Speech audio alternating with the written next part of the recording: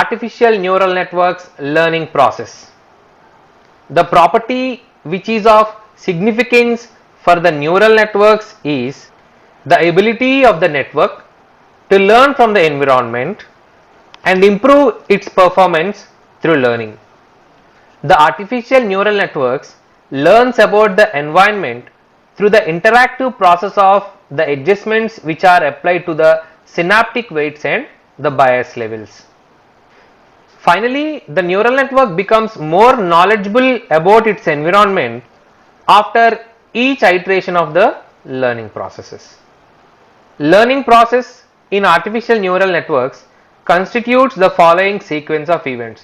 First, the neural network is stimulated by an environment, and then the neural network undergoes changes in its free parameters.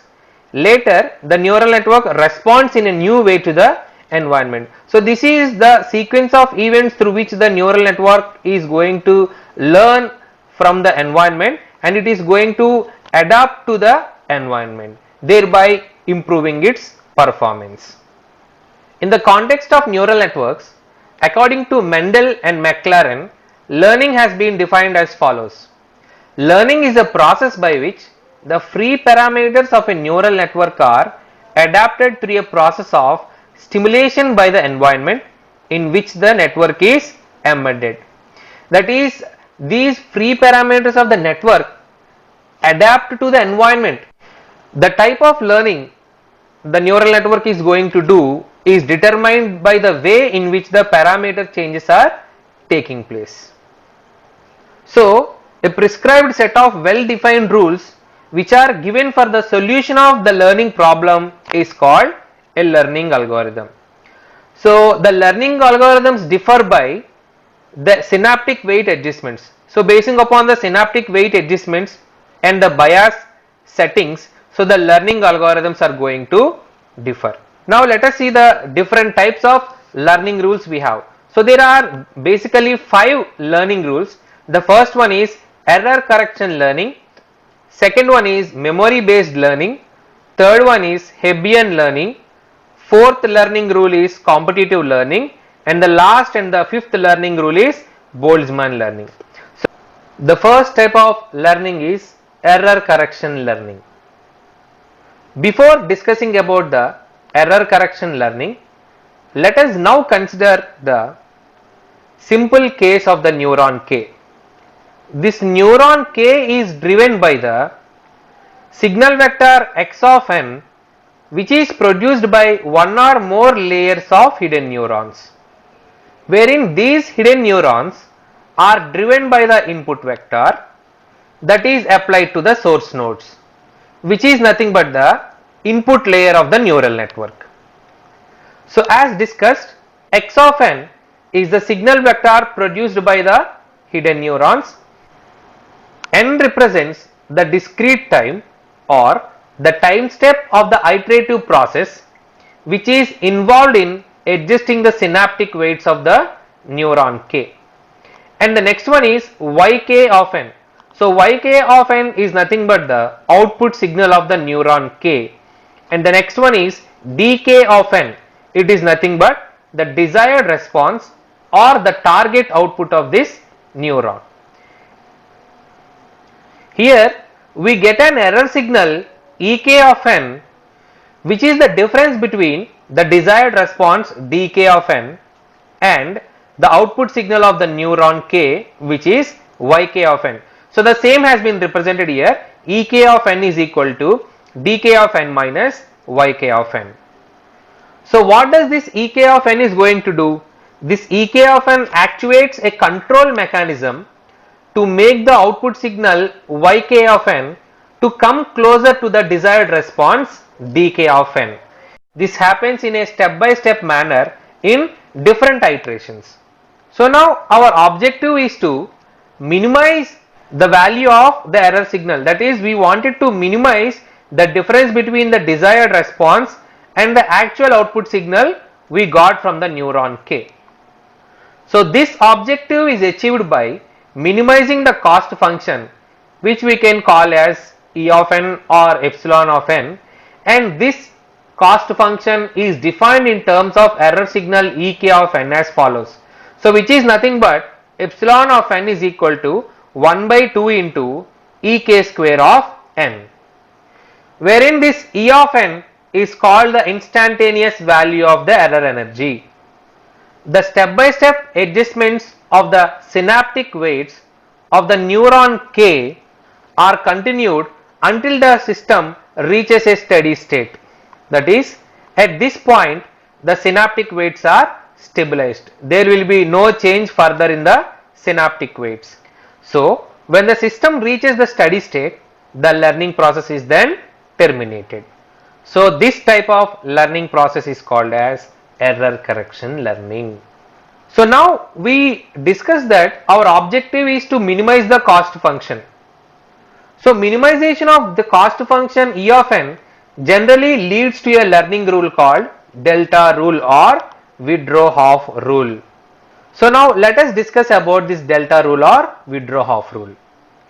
Let Wkj of n denote the value of the synaptic weights Wkj of neuron K, which is excited by the element xj of n of the signal vector x of n at time step n.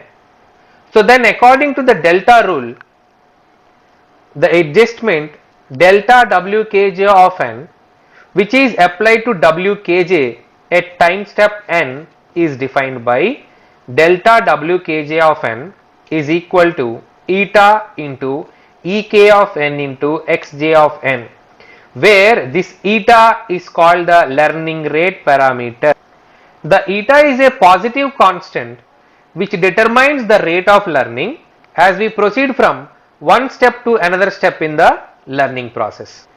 So alternatively, the delta rule can also be stated as the adjustment made to the synaptic weights of a neuron, which is nothing but delta Wkj of n is proportional to the product of the error signal, that is ek of n, and the input signal, which is xj of n of the synapse. Remember that the error correction learning is local in nature. It means the synaptic adjustments are localized around the neuron K. So after computing the synaptic adjustment Wkj of n, the updated value of the synaptic weight Wkj is determined by Wkj of n plus 1 is equal to Wkj of n plus delta Wkj of n, where this Wkj of n is the old value of the synaptic weight Wkj and Wkj of n plus 1 is the new value of the synaptic weight Wkj. So finally in computational terms, we can write Wkj of n is equal to Z inverse of Wkj of n plus 1, where Z inverse is called the unit delay operator. Now this figure shows us the signal flow graph of the output neuron K. This graph is the signal flow graph representation of the error correction learning process, focusing the activities which are surrounding the neuron K. The input signal xj of n is called the presynaptic signal and the local field vk of n is called the postsynaptic signal. So if you see here, this error correction learning is an example of the closed loop feedback system.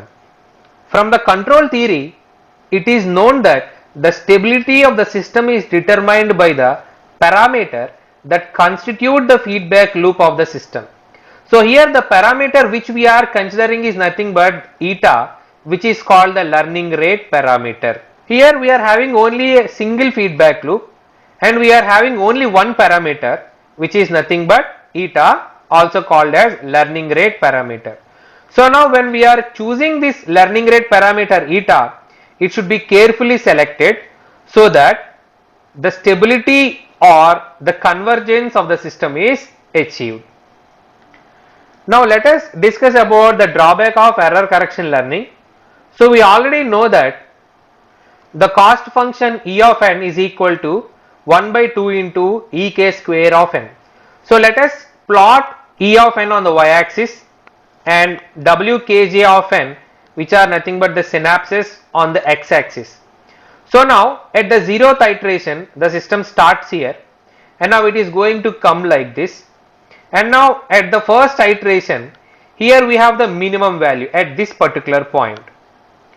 For the second iteration, now the graph goes from this point to this point. So now what does this error correction learning is going to do?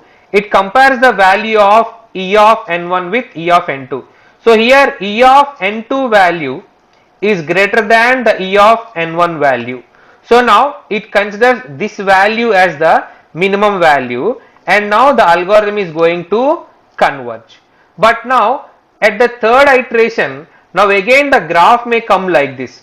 So now if you see here, now this is the minimum value, that is n3 is the minimum value when compared to n1. That is, now E of n3 value is far more less than the E of n1 value. So generally the algorithm, that is the error correction learning algorithm, should converge at the value of n3, but it is now converging at the value of n1 without considering the global minima. That is, it is considering the local minima and it is missing the global minima. So this is the drawback of error correction learning. So finally, in a multi-dimensional space with non-linear inputs, the algorithm may get trapped at the local minima and it may never reach to the global minima. So this is the drawback of error correction learning. Thank you.